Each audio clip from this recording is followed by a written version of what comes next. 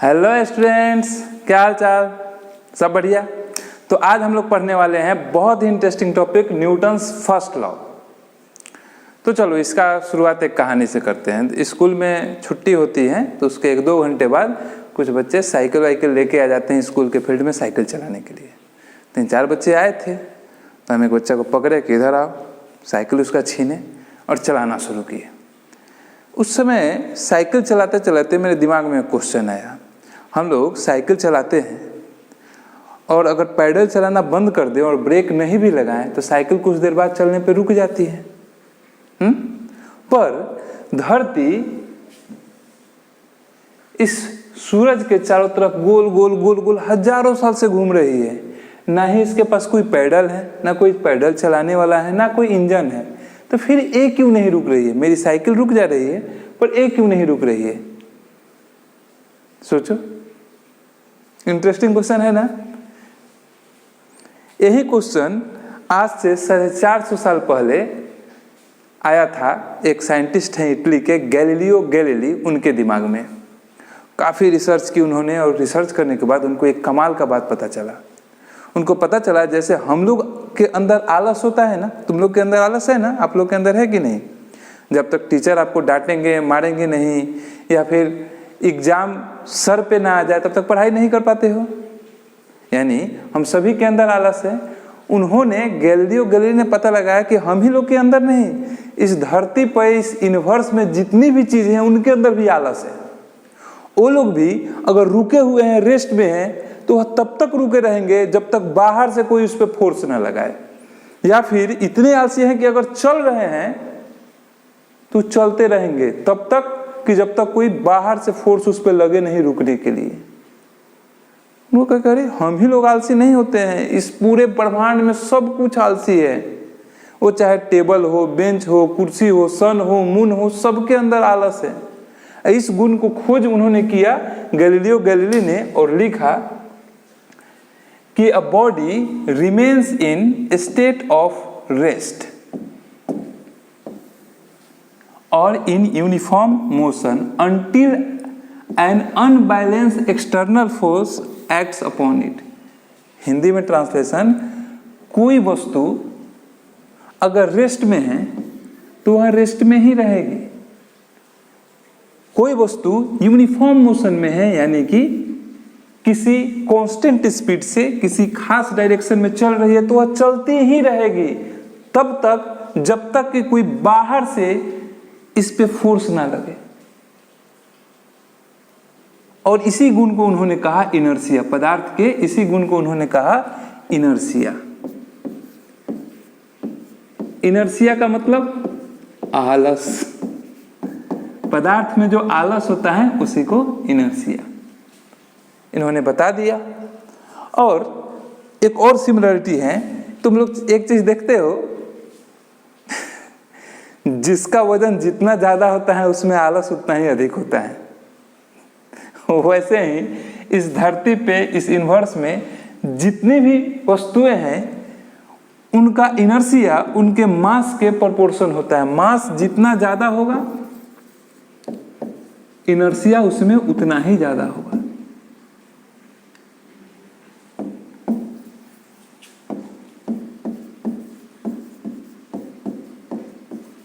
यानी अगर एक छोटा सा बॉल रखा हुआ है टेबल पे तो उसको मूव कराने के लिए एक छोटा सा फोर्स लगाइए, वह रेस्ट से मोशन में आ जाएगा। परंतु एक बड़ा सा पत्थर रखा हुआ है तो उसको रेस्ट से मोशन में ले जाने के लिए एक बड़ा फोर्स लगाना पड़ेगा। यानी जितनी भारी वस्तु होगी, जितना ही उसका मास ज्यादा होगा, उसका इनर्शिया उतना ही ज्यादा होगा। यानी mass is directly proportional to inertia. यानी पदार्थ का एक गुण है। पदार्थ मतलब मटेरियल, मतलब कोई भी चीज जिसमें मास हो और जगह घेरता है उसको हम लोग मटेरियल कहते हैं, क्लास 6 में पढ़े हो। और जितने भी मटेरियल है उसके अंदर गुण है कि वह रेस्ट में है तो रेस्ट में ही रहना चाहेगा, मोशन में है तो मोशन में ही रहना चाहेगा। वह अपनी अवस्था बदलेगा सिर्फ तब जब बाहर से कोई उस पर फोर्स लगे। तो अब क्या तुम लोग बता सकते हो इनर्शिया किसे कहेंगे? अगर तुम्हारे किताब में लिखा होगा व्हाट इज इनर्शिया तो बता दोगे?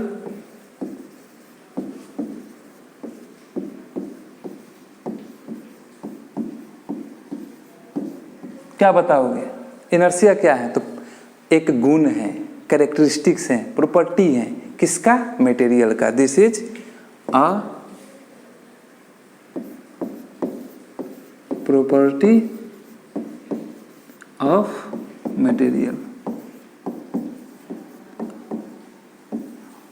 और क्या गुण है? गुण के बारे में बताओगे तो कहोगे विच रेसिस्ट, यानी रोकता है,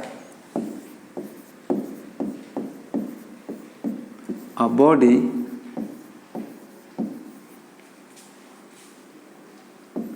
from changing in its state of motion. अब तुम अपने किताब में पढ़ोगे तो वहाँ पे लिखा होगा इनर्शिया 3 प्रकार के होते हैं, inertia of rest, inertia of motion और इनर्शिया ऑफ डायरेक्शन। देखो एकदम सिंपल लैंग्वेज में समझ लो, बहुत इजी टॉपिक है। इनर्शिया को और बढ़िया से पढ़ने के लिए उसको 3 कैटेगरी में बांटा गया। वह इनर्शिया जो रेस्ट में रुकी हुई वस्तु को, रेस्ट में जो वस्तु है उसको रेस्ट में ही रखना चाहे, उसको कहते हैं इनर्शिया ऑफ रेस्ट। वह इनर्शिया जो कोई बॉडी यूनिफॉर्म मोशन में है उसके स्पीड में बढ़ोतरी या घटोतरी का विरोध करे, यानी बढ़ने या घटने का विरोध करे, उसको हम लोग कहते हैं इनर्शिया ऑफ मोशन। और या फिर कोई वस्तु सीधे चल रही है, उसके वेलोसिटी के डायरेक्शन में चेंज का जो विरोध करे, उसको कहते हैं इनर्शिया ऑफ डायरेक्शन। बात समझ में आ गई? चलो आगे पढ़ते। अच्छा हाँ, एक बात आगे पढ़ने से पहले देखो बच्चा, बहुत मतलब दिल से बोल रहा हूँ, देखता हूँ अपने स्कूल में, चाहे मुजफ्फरपुर वाले ब्रांच में जाते हैं या फिर और भी कई स्कूल में देखते हैं, 9-10 के बच्चों में एक बहुत गंदी आदत वायरस की तरफ फैलती जा रही है, वो है नशा करने की। देखो बाबू, मैं स्कूल पढ़ा हूँ, कॉलेजेस की है, यूनिवर्सिटी में पढ़ाई की है, बिहार में पढ़ा हूँ, कोलकाता में पढ़ा हूँ और भी कई राज्यों में गया हूँ। तो हर एक तरह के बच्चों से मिलने का, कोई मेरे सहपाठी रहे, कोई मेरे दोस्त रहे हैं। ऐसे ऐसे बच्चों को मैं जानता हूँ अपने स्कूल लाइफ में जो इतने ब्रिलियंट थे, जो आज साइंटिस्ट होते, रिसर्च कर रहे होते, इतने अच्छे, मतलब उनका माइंड सेट था, इतनी अच्छी अच्छे हुए पढ़ाई में थे। परंतु जब मैं आज उनको देखता हूँ तो बुरा लगता है कि वे कुछ नहीं कर पाए। एक तो बच्चा है, मैं नाम नहीं लूँगा उसका, इतना अच्छा पढ़ने में था कि मतलब हम उससे सीखते थे। मैथमेटिक्स वो मुझको सिखाया, अलजेब्रा। और आज जब कोलकाता जाते हैं देखते हैं कि वो ई-रिक्शा चला रहा है, बड़ा बुरा लगता है। और इसका सिर्फ मुख्य एक ही कारण है, उसने सिगरेट पीना शुरू कर दिया था क्लास 8 में। देखो कहाँ से कहाँ पहुँच गया। देखो बाबू, सब कोई कहता है सिगरेट बुरा है, गंदा है, कैंसर होता है। अरे स्लो पॉइजन है, कैंसर होगा तो मरने में समय लगेगा, आज नहीं मरोगे। सिगरेट पियोगे तो लंबा मरोगे, इतना जल्दी नहीं मरने वाले हो। नशा करने या सिगरेट पीने और किसी भी प्रकार के नशा करने से जो पहला चीज मरता है, वह मरता है तुम्हारा फोकस। और एक बार तुम्हारा फोकस चला गया, फिर कोई चीज नहीं सीख पाओगे। इसकी मैं गारंटी देता हूं, कसम खा के बोलता हूं कि यह गंदी चीज है। प्लीज देखा देखी मत करो, किसी को देख के इंस्पायर मत हो कि वो पी रहा है तो हम भी पी लेंगे। गंदा चीज है, तुम्हारे करियर को खा जाने वाला चीज है, ट्राई ही नहीं करो। किसी के प्रेशर में आके देखा देखी करके किसी को इम्प्रेस करने के लिए छुओ ही मत, गंदी चीज है। प्लीज, आपके करियर को खा जाएगा। ठीक है, तो अभी तक क्या सीखे? अभी तक सीखे कि अगर कोई वस्तु रुकी हुई है तो वह रुकी ही रहनी चाहिए, और कोई वस्तु चल रही है एक कांस्टेंट स्पीड से, तो वह उसी स्पीड से चलते रहना चाहिए। यह वस्तु का गुण है। यानी a body in rest remains in rest, a body in motion remains in motion. कब तक?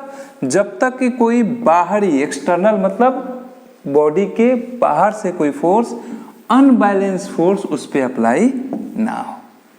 इसी गुण को गैलीलियो गैलीली, इटली के साइंटिस्ट ने 450 साल पहले नाम दिया था इनर्शिया। बाद में गैलीलियो गैलीली की जब जिस साल मृत्यु हुई, उसी साल एक और लड़के का जन्म हुआ इंग्लैंड में। उस लड़के का नाम था Newton, sir Isaac Newton.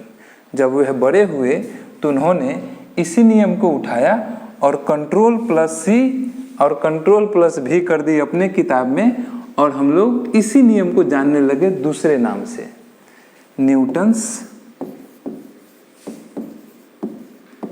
First law. यानी गैलीलियो गैलीली ने जो मटेरियल का प्रॉपर्टी बताया था उसी को उन्होंने अपना नाम दे दिया न्यूटन्स फर्स्ट लॉ। एक्चुअली उन्होंने नाम नहीं दिया, उन्होंने अपने किताब में मेंशन किया, हम लोग कहते हैं उसको न्यूटन्स फर्स्ट लॉ। तो न्यूटन्स फर्स्ट लॉ वही कहता है जो लॉ ऑफ इनर्शिया में हम लोग पढ़े हैं। अब तुमसे कोई कहे write down the Newton's first law, तो क्या लिख सकते हो? इसी को लिख देना कि एक बॉडी रेस्ट में है। अब मैं रिपीट नहीं करूंगा, 3-4 बार कर चुका हूं। तो चलो हम लोग इसमें से अपने काम का चीज निकालते हैं। तुम लोग जानते हो इस चैनल को खोलने का मकसद है साइंस को इंटरेस्टिंग बनाना, ताकि तुमको मजा आए पढ़ने में, न्यूमेरिकल सॉल्व करने में मजा आए। तो हम लोग इस थ्योरम से, इस लॉ से अपने काम का चीज निकालते हैं, जिससे एक से एक बढ़िया बढ़िया न्यूमेरिकल तुम लोग मेरे बिना हेल्प के बना लो या फिर किसी भी टीचर के बिना हेल्प के बना लो। तो एक बॉडी का स्टेट ऑफ मोशन क्या क्या हो सकता है, मतलब कोई भी ऑब्जेक्ट 3 अवस्थाओं में रह सकती है। या तो वह रेस्ट में हो सकती है, रेस्ट यानी रुकी हुई, यानी वेलोसिटी बराबर, वेलोसिटी नहीं, स्पीड बराबर 0, स्पीड बराबर 0।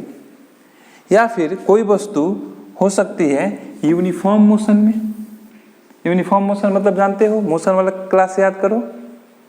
हाँ, कोई बॉडी कांस्टेंट स्पीड से एक फिक्स डायरेक्शन में चल रही हो तो उसके मोशन को हम लोग कहते हैं यूनिफॉर्म मोशन। या फिर वह एक्सीलरेटेड मोशन से चल रही हो, मतलब उसका स्पीड या मोशन का डायरेक्शन चेंज हो रहा हो। इस 3 अवस्थाओं में हम लोग देखेंगे कि न्यूटन्स फर्स्ट लॉ क्या कहता है। तो सबसे पहले हम लोग लेते हैं जब बॉडी रेस्ट में हो।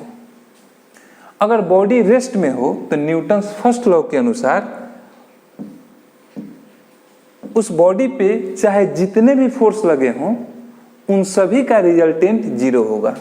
याद करो, रिजल्टेंट फोर्स पढ़े थे हम लोग, रिजल्टेंट फोर्स बराबर 0। यह इंपॉर्टेंट पॉइंट है, इसको नोट कर लो। जब भी मेरा क्लास करने बैठो कॉपी कलम लेके बैठो। देखो बाबू, अगर यहाँ से पढ़ोगे तो तुमको बाहर कहीं और ट्यूशन पढ़ने की आवश्यकता नहीं है। एकदम टाइम पे सिलेबस कंप्लीट कराएंगे और इस तरीके से तैयार कर देंगे कि जब तुम नीट या आईआईटी का तैयारी करोगे, बहुत सारी जॉब अपॉर्चुनिटी है, उसके लिए जाओगे, तो तुमको फिजिक्स में चिंता नहीं होगा कि कुछ चीज़ें समझ में नहीं आ रही है जो मैंने 9 में पढ़ी थी। एकदम कॉम्पिटिटिव लेवल का तैयारी कराएंगे, ट्रस्ट में। ठीक है, इस पॉइंट को नोट करो कि अगर बॉडी रेस्ट में है तो उसका रिजल्टेंट फोर्स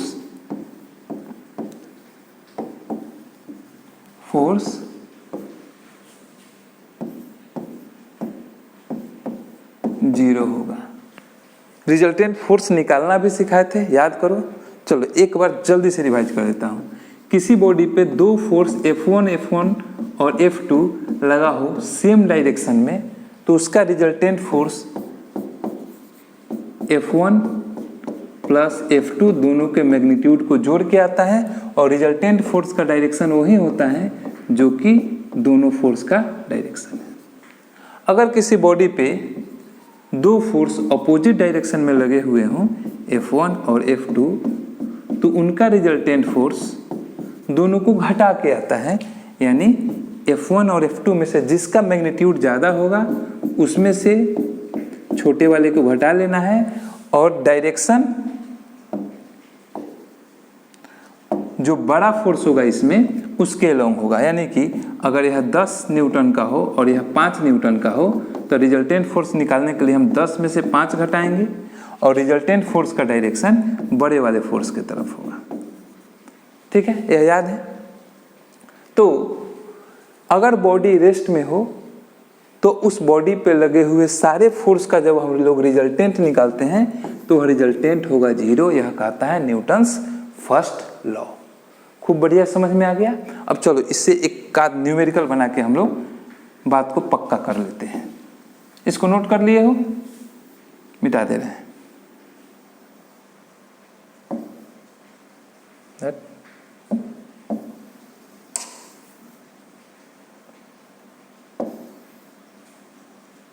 जाइए, यहाँ पे एक टेबल पे 11 किलोग्राम का एक वस्तु रखा हुआ है। अब हमको क्वेश्चन में देगा कि फाइंड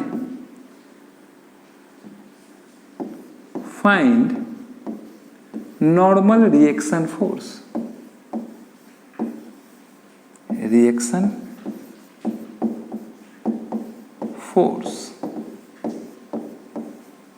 ऑन ब्लॉक, यानी इस ब्लॉक पे नॉर्मल रिएक्शन फोर्स कितना होगा वह निकालना है। तुम लोग को नॉर्मल रिएक्शन फोर्स पीछे वीडियो में पढ़ाए थे, वीडियो नंबर आई थिंक 4 में। याद करो, नॉर्मल रिएक्शन फोर्स एक सरफेस लगाता है अपने ऊपर रखी हुई वस्तु पे। कोई भी सरफेस, उस पर अगर कोई वस्तु रखी जाए तो वह वस्तु अपने ऊपर, माने जो सरफेस है अपने ऊपर रखी हुई वस्तु को ऊपर के तरफ एक फोर्स से ढकेलता है, उसी को हम लोग कहते हैं नॉर्मल रिएक्शन फोर्स, और इसका सिंबल होता है N। यानी नॉर्मल रिएक्शन फोर्स के बारे में याद रखना है कि लगाता है सरफेस अपने ऊपर रखी हुई वस्तु पे, और फोर्स का डायरेक्शन हमेशा सरफेस पे परपेंडिकुलर होता है, जिस सरफेस पे वस्तु रखा हुआ है उस पे परपेंडिकुलर। तो इस फोर्स को हम लोग बनाए, अरे जा कबूतर जा, इस फोर्स को हम लोग बनाए। यहां पे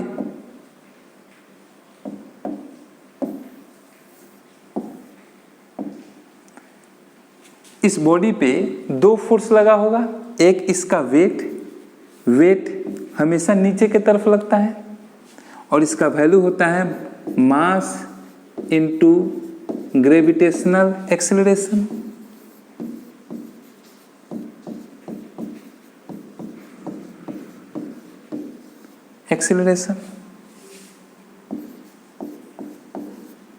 पूरा नहीं लिखे, ग्रेविटेशनल एक्सेलरेशन। और नॉर्मल रिएक्शन फोर्स ऊपर की तरफ लगता है सरफेस पे परपेंडिकुलर, यानी इस ब्लॉक पे जो कि टेबल पे रखा हुआ है 2 फोर्स लगा हुआ है, वेट नीचे की तरफ और नॉर्मल रिएक्शन फोर्स ऊपर की तरफ। और यह बॉडी रेस्ट में है, यह सवाल में दे दिया है कि यह बॉडी रेस्ट में है, ना ही नीचे जा रही है ना ही ऊपर जा रही है। इस सिचुएशन में नॉर्मल रिएक्शन फोर्स निकालिए। न्यूटन्स फर्स्ट लॉ से हम लोग क्या जानते हैं कि बॉडी अगर रेस्ट में हो तो उस पर रिजल्टेंट फोर्स 0 होता है, Fr बराबर 0। इसका रिजल्टेंट फोर्स अगर निकालें, फ्री बॉडी डायग्राम बना के देखें तो इस ब्लॉक को पॉइंट से वेट नीचे की तरफ, नॉर्मल रिएक्शन फोर्स ऊपर की तरफ देखो तो 2 फोर्स अपोजिट डायरेक्शन में है, तो इनका रिएक्शन फोर्स एक दूसरे में से को घटा के आएगा, यानी resultant force is equals to हो जाएगा N minus W resultant force के जगह पे, और यह होगा 0। अब अगर हम नॉर्मल रिएक्शन फोर्स निकालें तो वह हो जाएगा वेट के बराबर, W उधर चला गया, यानी यह हो जाएगा मास इंटू ग्रेविटेशनल एक्सेलरेशन। मास इसका हो गया 11 kg और ग्रेविटेशनल एक्सेलरेशन हो गया 9.8।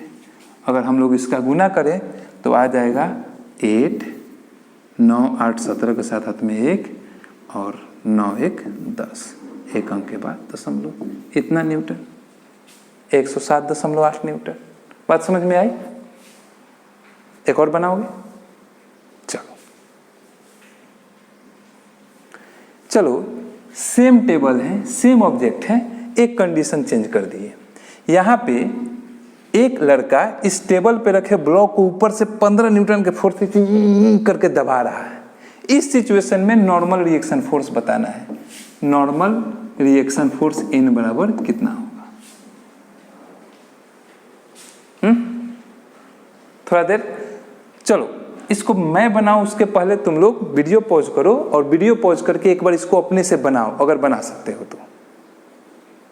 चलिए, उम्मीद करते हैं जो लोग वीडियो पॉज करके बनाए होंगे, बना चुके होंगे। अब मैं एक बार इसको ट्राई देता हूं। देखो, ऐसे क्वेश्चन बनाने का स्टेप सीख लो। बॉडी रेस्ट में है तो रिजल्टेंट फोर्स 0 होगा ही होगा। अब रिजल्टेंट फोर्स निकालने के लिए इसका फ्री बॉडी डायग्राम बनाइए। Step number 2। स्टेप नंबर 1, चूंकि बॉडी रेस्ट में है इसलिए रिजल्टेंट फोर्स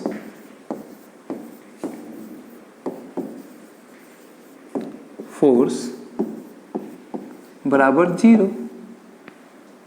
अब इस पे कौन कौन सा फोर्स लगा है उसको पहचानिए। स्टेप नंबर 2, फोर्स को पहचानो।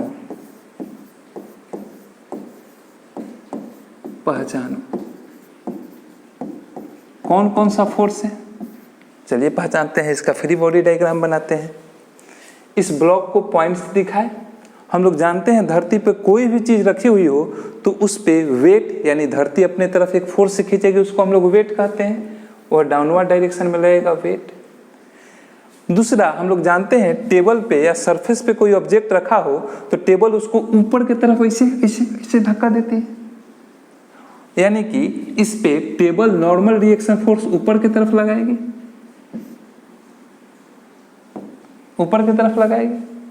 और एडिशनली एक 15 न्यूटन का फोर्स और लगा हुआ है जिसको कोई इस पे लगाया है, कोई इसको दबा रहा है।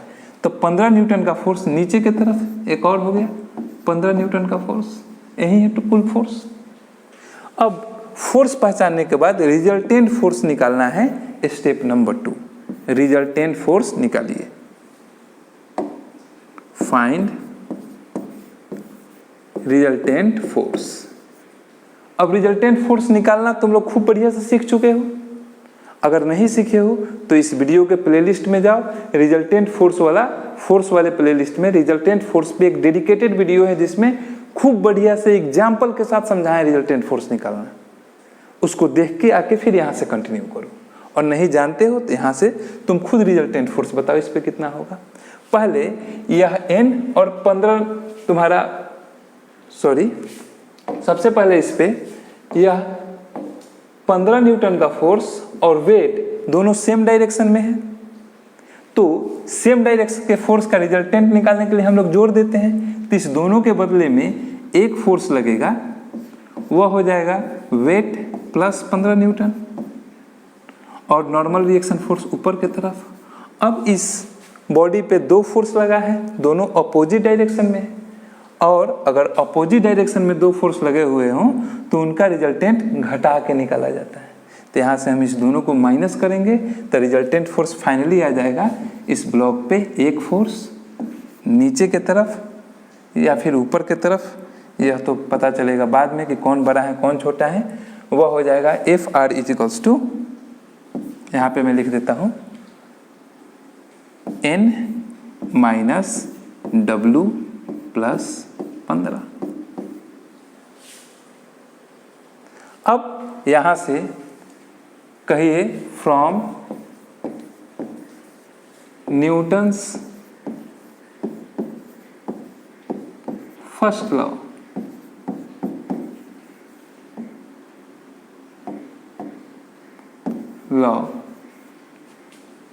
बॉडी चूंकि रेस्ट में है तो रिजल्टेंट फोर्स 0। रिजल्टेंट फोर्स अभी हम लोग निकाले हैं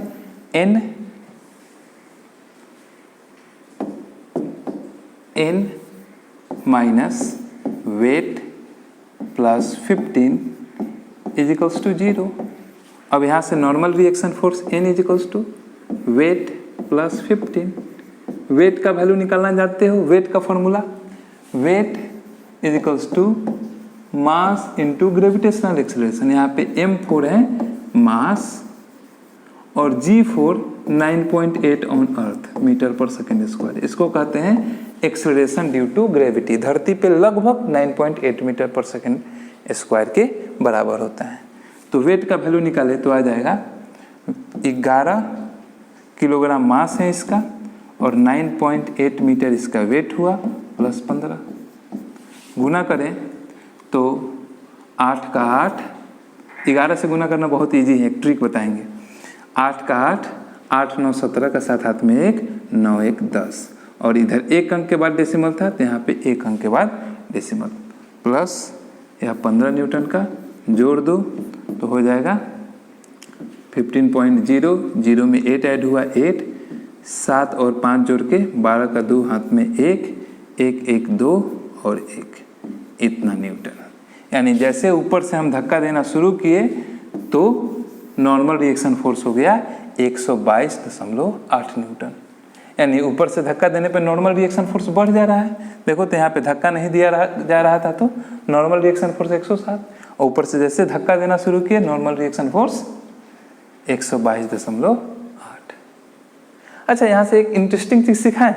तुम लोग को गुना वुना करने में बहुत दिक्कत होता होगा। 11 से गुना करना बहुत ईजी है, मतलब बहुत ईजी। देखो कैसे, एक ट्रिक है गुना करने का। हम एक बार बताते हैं, उसके बाद तुम लोग खुद गुना करके दिखाओगे। जैसे 365 में 11 से मल्टीप्लाई करना है तो नॉर्मली मल्टीप्लाई मत करो, इजी तरीका है। जो सबसे दाहिने तरफ का नंबर है इसको जैसे का तैसे लिख दो, बाद में यह नंबर और इसके बगल वाले नंबर को जोड़ के आप बीच में बैठाते चले जाइए। देखो कैसे, 6 5 11 का 1 हाथ में 1। अब इसके बाद इस दोनों को जोड़ो, 6 और 3 को, 6 3 9 और 1 10 का 0 हाथ में 1। अब इसके साथ कोई नहीं है जोड़ने वाला तो 3, कुछ नहीं है तो 0, 3 और 1 0 3 और हाथ में का 1 4। गुना करके इतना ही आएगा। क्या समझ में नहीं आया? एक ठोर करें, देखो 7 6 5 6 9 मल्टीप्लाई बाई 11, और कैलकुलेटर में करके देखो एकदम सही रिजल्ट आएगा। मतलब मेंटली अगर मैथमेटिक्स सॉल्व करना है, तुम लोग के एग्जाम में कैलकुलेटर अलाउ नहीं है तो ऐसे ट्रिक तुमको पता होने चाहिए ताकि जल्दी जल्दी गुना कर लो।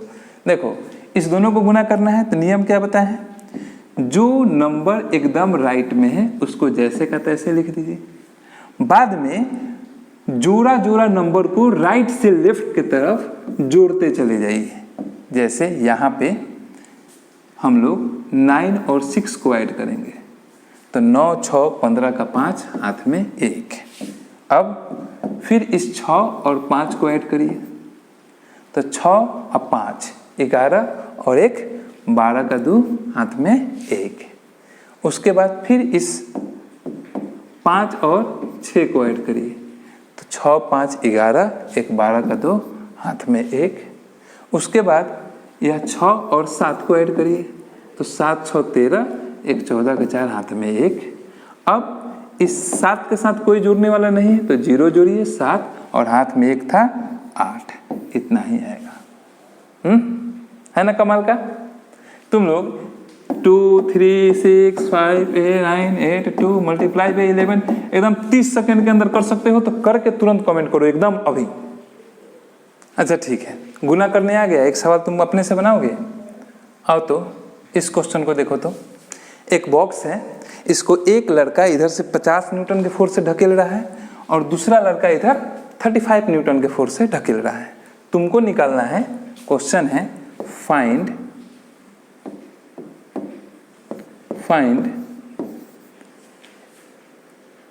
स्टैटिक फ्रिक्शनल फोर्स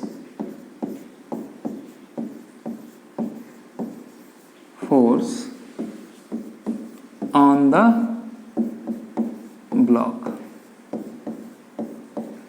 ऑप्शन दे देते हैं। Option A 10 newton, option B 15 newton, option C 20 newton, option D 25 newton. Video pause करो और इसको बनाओ। और अगर कंफ्यूज हो स्टार्ट कैसे करें तो अभी देखो मैंने स्टेप बताया था कैसे इस तरह के सवाल को बनाना है। देखो स्टेप वाइज, पहले अगर बॉडी रेस्ट में है तो रिजल्टेंट फोर्स 0 होगा, यह जान के रखो। स्टेप नंबर 2, पहले उस ऑब्जेक्ट पे कौन कौन सा फोर्स लगा है उसको पहचानिए और उसको ड्रॉ कर लीजिए, फ्री बॉडी डायग्राम बना लीजिए। फ्री बॉडी डायग्राम बनाने के बाद तुम रिजल्टेंट फोर्स निकालो, जोड़ के या घटा के जितने भी फोर्स हो रिजल्टेंट फोर्स निकालो और उसके बाद कहो न्यूटन्स फर्स्ट लॉ से, चूंकि रिजल्टेंट फोर्स 0 होगा इसीलिए जो भी रिजल्टेंट फोर्स आया है उसको 0 और दाहिने बायां करके आंसर। अब इस सवाल को देखो बच्चा, इस चैनल को शुरू करने का एकमात्र मकसद है कि साइंस जो टीचर पढ़ाते हैं स्कूल में या ट्यूशन में या फिर ऑनलाइन भी बहुत सारे टीचर हैं, वो लोग साइंस को ऐसा कर दिए हैं ना कि उसमें इंटरेस्ट बच्चों का खत्म होते जा रहा है। मेरा फेवरेट सब्जेक्ट है और विश्वास करो मैं चाहता हूँ तुम्हारा भी फेवरेट सब्जेक्ट हो जाए, तो वो होगा तब जब तुम मेरा बात मानोगे। वीडियो पॉज करो, इस सवाल को अपने से बनाओ, इजी सवाल है, शायद मैं जितना देर में बोल रहा हूँ तुम बना चुके हो। चलिए वेरी गुड। जो लोग निकाले हैं 15 न्यूटन उनका एकदम सही है। देखो कैसे, स्टेप वाइज चलते हैं। स्टेप नंबर 1, चूंकि बॉडी रेस्ट में है तो रिजल्टेंट फोर्स 0 होगा, यह हम जान लिए। अब इसका फ्री बॉडी डायग्राम बनाएंगे, तो इस पे कौन कौन सा फोर्स लगा हुआ है वो देखते हैं। तो इस ब्लॉक को पॉइंट से दिखाए, एक लगा है इस पे 35 न्यूटन और दूसरा लगा है 50 न्यूटन। क्या सिर्फ यही फोर्स लगा है कि कोई और फोर्स लगा है?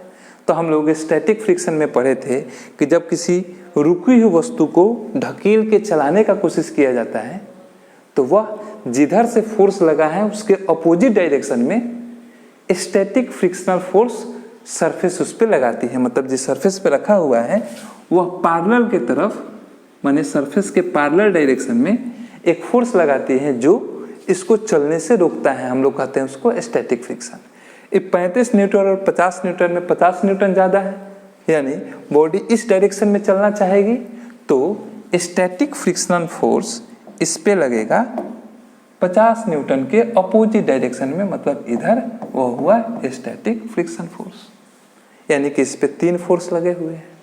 अब इस तीनों फोर्स का हम लोग अगर निकालें resultant, step number 3 resultant force निकालना, तो यहाँ पे देखो 2 फोर्स, एक 35 न्यूटन और स्टैटिक फ्रिक्शन एक ही डायरेक्शन में है, तो इन दोनों के जगह पे हम लोग इनका रिजल्टेंट लिख सकते हैं जोड़ के, वह आ जाएगा 35 प्लस स्टैटिक फ्रिक्शनल फोर्स और अपोजिट में लगा हुआ है 50 Newton.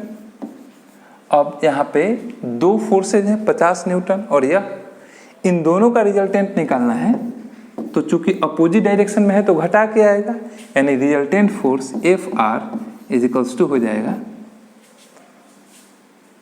35 plus Fs minus 50 newton. अब चूंकि हम लोग न्यूटन्स फर्स्ट लॉ से जानते हैं कि अगर कोई बॉडी रेस्ट में है तो उस पे रिजल्टेंट फोर्स यानी Fr बराबर 0 होगा। Fr 0 यानी इस फोर्स का value 0, 35 minus plus Fs minus 50 is equals to 0। यहाँ से अगर हम लोग Fs निकालें तो वह 35 माइनस 50 माइनस 15 जो उधर जाएगा प्लस 15 न्यूटन, और इस फोर्स का डायरेक्शन किधर होगा 50 न्यूटन के अपोजिट डायरेक्शन में 15 न्यूटन। इजी है ना? चलो इजी है तो एक सवाल बनाओ, क्वेश्चन नंबर 5। क्वेश्चन नंबर 5 है कि एक स्प्रिंग, इसको इसके इक्विलिब्रियम पोजीशन से 10 सेंटीमीटर खींचा गया है। स्प्रिंग फोर्स याद करो, इक्विलिब्रियम पोजीशन से 10 सेंटीमीटर आगे खींचा गया है और इसके साथ एक 10-11 किलोग्राम का ऑब्जेक्ट लगा के सरफेस पे रख दिया गया। अब सरफेस का फ्रिक्शनल फोर्स इतना ज्यादा है कि यह यहीं पे रुक गया, माने यह है रेस्ट में, इक्विलिब्रियम में। इस स्थिति में तुमको इस स्प्रिंग का स्प्रिंग कांस्टेंट K निकालना है। दिया हुआ है सरफेस का coefficient of static friction μs बराबर 10। निकाल सकते हो? देखो क्वेश्चन टफ लग रहा होगा लेकिन तुम गलत ही बनाना, एक बार इसको अपने से बनाओ, याद करो। तुमको हम थोड़ा सा इनपुट देते हैं।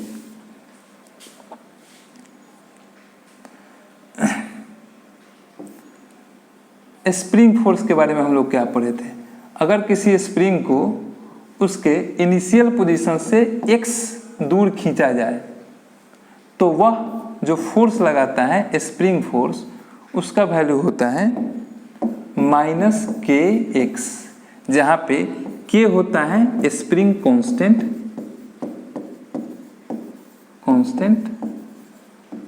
और x होता है जितना उसको खींचा गया हो, मतलब उसके इनिशियल पोजीशन से जितना सेंटीमीटर, मतलब जितना उसको लमड़ाया गया हो, displacement of spring.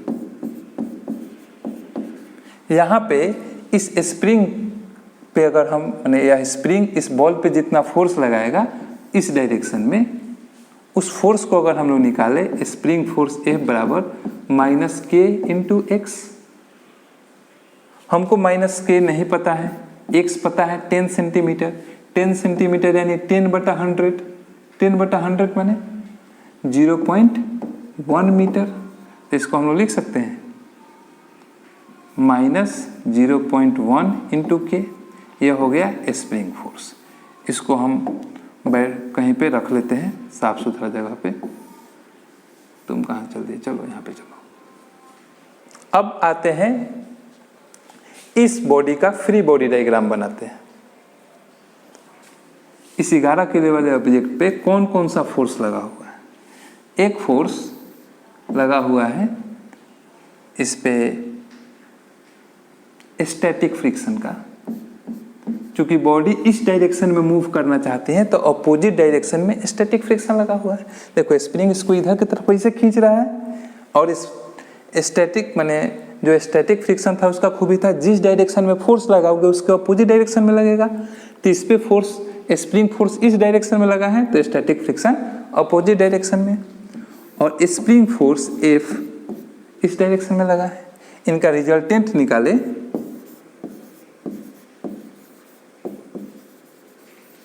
Force F(r) equals to, तो वह हो जाएगा F माइनस Fs। अब हम लोग न्यूटन्स लॉ से जानते हैं, न्यूटन्स फर्स्ट लॉ से, चूंकि यह सिस्टम रेस्ट में है तो इस पे रिजल्टेंट फोर्स 0 होगा। तो from first law resultant force 0 यानी F minus Fs equals to 0, या फिर F equals to Fs।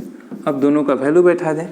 F का वैल्यू हम लोग निकाले हैं -0.1 इंटू के, जहाँ पे के है स्प्रिंग कांस्टेंट, और स्टैटिक फ्रिक्शन है।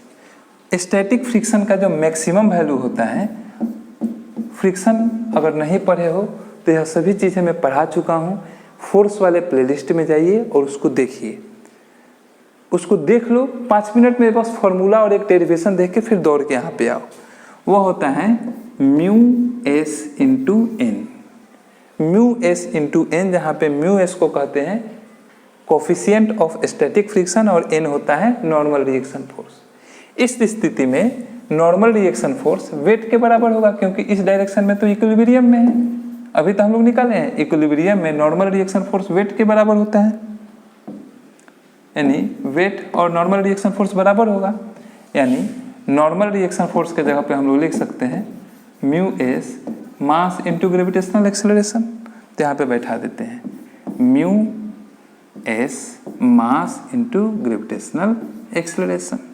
आगे बढ़ते हैं, या फिर -0.1 के इजिकल्स टू म्यू एस का वैल्यू दिया हुआ है, देखो 10, म्यू एस बराबर 10। तो यहाँ पे बैठा देते हैं 10, मास है 11, जी का वैल्यू होता है 9.8, या फिर -0.1 के गुना करें तो यह हो जाएगा 98, और 98 इंटू 11, अभी तो 11 से गुना करना सीखे हो ना, गुना करो तो कितना होगा, 8 को जैसे का तैसे बैठा दिए, बाद में पेयर में ऐड करो, 9, 8, 17 के साथ हाथ में 1, 9, और कोई जुड़ने के लिए नहीं है तो 1 जोड़ेंगे, 9, 1, 10, और यह चला जाएगा नीचे, तो -0.1 यानी 1 ऊपर में 10 है ना होगा, यानी k का वैल्यू हो जाएगा -1078 0। और अगर तुम लोग जानते हो k का ऐसा यूनिट तो बताओ, तो यहाँ पे ऐसा यूनिट क्या लिखे, याद है तो? कोफिशिएंट स्प्रिंग कांस्टेंट का वैल्यू याद है क्या? अभी कमेंट करो अगर याद है तो। न्यूटन पर मीटर। कठिन था क्या? उम्मीद करते हैं समझ में आया हो। तो बॉडी रेस्ट में हो तो अभी तक हम लोग क्या समझे कि अगर बॉडी रेस्ट में हो तो रिजल्टेंट फोर्स 0 होगा, और बॉडी रेस्ट वाला सवाल दिया हो तो उसको बनाने का स्टेप सीखे। चलो अब आगे हम लोग पढ़ते हैं कि बॉडी अगर यूनिफॉर्म मोशन में हो तो सवाल कैसे। चलो इतना देर लगातार पढ़ लिए, बहुत पढ़ लिए। चलो तुम लोग को एक जोक सुनाते हैं। तुम लोग सुने हो अंगूर और लोमड़ी का कहानी, कि एक लोमड़ी रहती है, अंगूर देखती है तो उसके मुंह में पानी आ जाता है, उसको खाने के लिए वह कूदती है, बहुत प्रयास करती है पर अंगूर नहीं पकड़ पाती है। जब पकड़ नहीं पाती है तो निराश होकर कहती है अंगूर बहुत खट्टा है, चल देती है। लेकिन इस कहानी में आगे क्या हुआ मैं तुम लोग को बताता हूँ। यह बात माने जो लोमड़ी थी उसके ईगो पे लग गई, और लोमड़ी वहाँ से गई, जिम ज्वाइन की, प्रोटीन शेक पिया, जिम किया, एक्सरसाइज किया, ऊंची कूद की प्रैक्टिस की, जिम्नास्टिक का प्रैक्टिस किया, और 6 पैक बॉडी बना के 6 महीना बाद पहुंची उस पेड़ के पास। अंगूर को ऐसे देखी और देख के एक ही छलांग में उसने अंगूर को पकड़ा और तोड़ लिया। तोड़ के अंगूर खाई तो सच में खट्टा था।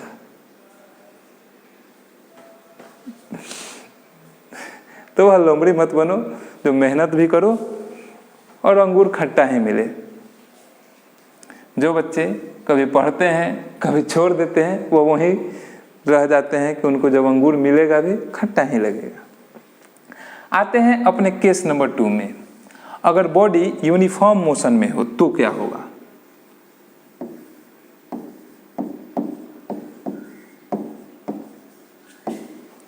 तो सबसे पहले यूनिफॉर्म मोशन का मतलब जानते हो? मोशन वाला चैप्टर अगर पढ़े हो तो ध्यान में होगा। एकदम सरल भाषा में कहें तो अगर कोई बॉडी चल रही हो और उसका एक्सीलरेशन 0 हो, एक्सीलरेशन 0 हो तो उस बॉडी के मोशन को कहा जाता है यूनिफॉर्म मोशन। सिंपल शब्दों में एक्सीलरेशन 0 तो यूनिफॉर्म मोशन। या फिर तुम्हारे भाषा में बताएं तो बॉडी कोई भी मोटरसाइकिल अगर 5 के स्पीड में ही लगातार सीधे चलती रहे, न उसका स्पीड बढ़े न घटे न उसका डायरेक्शन चेंज हो, तो उसको हम लोग कहते हैं यूनिफॉर्म मोशन। ध्यान देना, न स्पीड चेंज होना चाहिए न डायरेक्शन। धरती गोल गोल सूरज के चारों तरफ तो घूम रही है, एकदम शुरू में हम लोग देखे थे। धरती सूरज के चारों तरफ ऐसे गोल गोल गोल गोल तो घूम रही है, इसका स्पीड भी फिक्स है, लेकिन इसका डायरेक्शन हर घड़ी बदलते रहता है, इसलिए धरती का मोशन भी यूनिफॉर्म मोशन नहीं है। यूनिफॉर्म मोशन यानी एक्सीलरेशन 0, मतलब न स्पीड बदले न मोशन का डायरेक्शन बदले। अगर कोई बॉडी यूनिफॉर्म मोशन में हो, इस समय भी न्यूटन्स बाबा कहते हैं हमारे कि देखो बच्चा, रिजल्टेंट फोर्स Fr बराबर 0 ही लेना, फेना ही लेना। बॉडी रेस्ट में था तब भी resultant force 0, body uniform motion में हो तब भी रिजल्टेंट फोर्स 0। यही 2 बात फर्स्ट लॉ कहता भी है। यानी जो सवाल तुमको इस तरीके से मिल जाए जिसमें बॉडी यूनिफॉर्म मोशन में चल रही हो, तब भी वही अप्रोच अपनाना है जो रेस्ट वाले में अपनाए थे। जैसे एक एग्जाम्पल से तुम लोगों को बताते हैं। एक कार है, सुंदर सी car,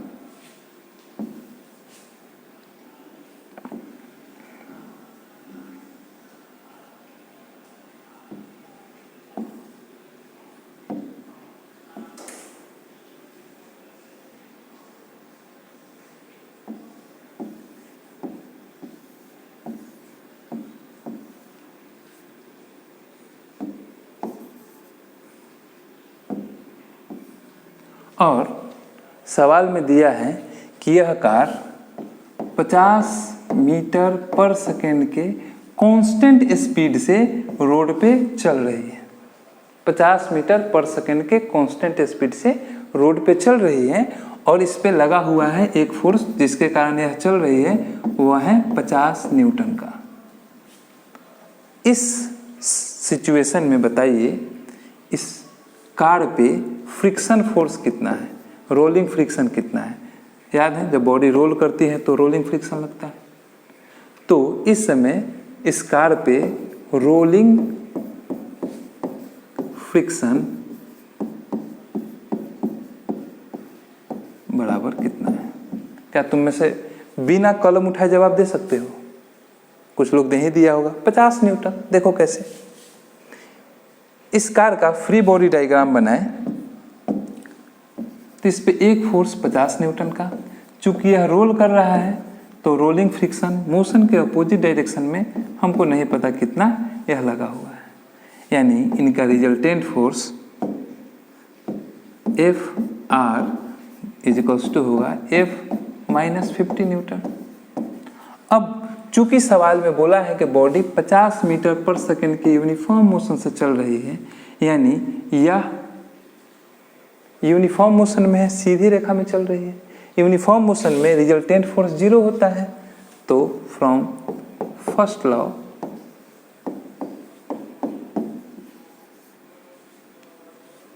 resultant force is equals to 0, या फिर rolling friction F minus 50 newton is equals to 0, या फिर rolling friction F is equals to 50 newton. Easy है ना?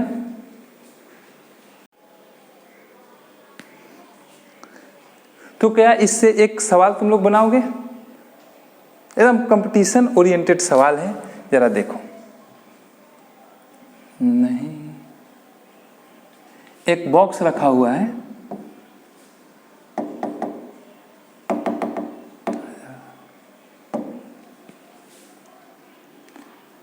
एक बॉक्स रखा हुआ है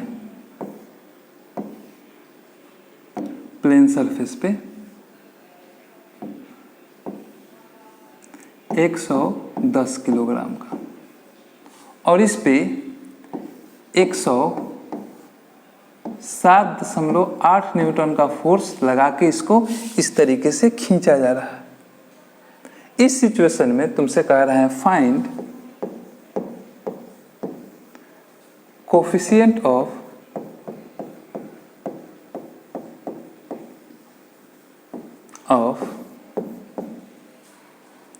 स्टैटिक फ्रिक्शन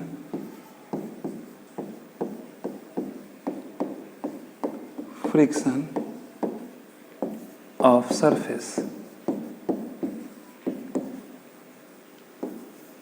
जिस सरफेस से इस ब्लॉक को रख के खींचा जा रहा है उसके काइनेटिक फ्रिक्शन का कोफिशिएंट यानी म्यू के निकालना है।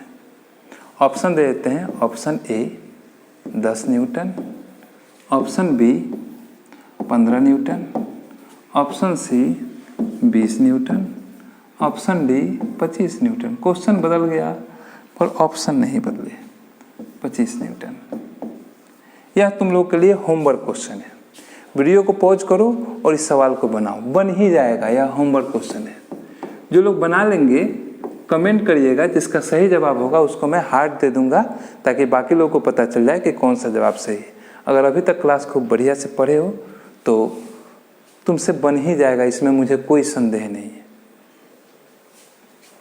आगे आते हैं केस नंबर नेक्स्ट पे चर्चा करते हैं। अगर बॉडी यूनिफॉर्म मोशन में नहीं हो, यानी बॉडी हो एक्सिलरेटेड मोशन, यानी if body is in accelerated motion. Accelerated motion को ही नॉन यूनिफॉर्म मोशन भी कहा जाता है। Non uniform motion. Non uniform motion का खूबी है कि इस मोशन के दौरान एक्सेलरेशन का वैल्यू 0 के बराबर नहीं होगा, यानी पॉजिटिव या नेगेटिव कोई भी वैल्यू आएगा 0 के बराबर नहीं होगा। तो अगर बॉडी नॉन यूनिफॉर्म मोशन में हो तो इसका रिजल्टेंट फोर्स भी 0 के बराबर नहीं होता है, यानी न्यूटन फर्स्ट लॉ के अनुसार बॉडी रेस्ट या यूनिफॉर्म मोशन में हो सिर्फ और सिर्फ तभी ही रिजल्टेंट फोर्स जीरो होता है। बॉडी अगर नॉन यूनिफॉर्म मोशन में हो तो रिजल्टेंट फोर्स जीरो नहीं होगा। इस समय रिजल्टेंट फोर्स कितना होगा इसी को बताया जाएगा, चाहे हम लोग पढ़ेंगे न्यूटन सेकेंड लॉ में। तो न्यूटन सेकेंड लॉ में हम लोग पढ़ेंगे जब बॉडी नॉन यूनिफॉर्म मोशन में हो तब रिजल्टेंट फोर्स कैसे निकाला जाए। ठीक है, तो बच्चों यही था आज का क्लास। अगले क्लास में हम लोग न्यूटन सेकेंड लॉ पढ़ेंगे। देखो बाबू, 9th और 10th इस पूरे का साइंस, फिजिक्स, केमिस्ट्री, मैथ एकदम इन डिटेल में ले जाके पढ़ाएंगे। ऐसा पढ़ाया जाएगा कि तुमको नीट या जेई के लिए फाउंडेशन कोर्स कहीं से करने की आवश्यकता नहीं होगी। एकदम टाइम पे सिलेबस कंप्लीट करेंगे और ट्रस्ट में, विश्वास करिए, साइंस को आपका फेवरेट सब्जेक्ट बना देंगे, क्योंकि मेरा भी फेवरेट है। तो बस आप लोग पढ़ने के लिए तैयार रहिए। मैं पढ़ाने में एकदम पीछे नहीं हटूंगा। हर संडे को 6 बजे आप लोग को मिल जाएगा वीडियो। पढ़ते रहिए और वीडियो आए इसके लिए आप जहाँ वीडियो देख रहे हैं बगल में एक घंटी वाला बटन होगा, उसको दबा देने से जब मैं नया वीडियो डालूंगा तो आप लोगों को पता चल जाएगा कि कब नया वीडियो आया है, तो आप क्लास कर पाएँ। तो आज के लिए इतना ही। Tata bye bye. अपना ध्यान रखिए, नशे से दूर रहिए। Love you all.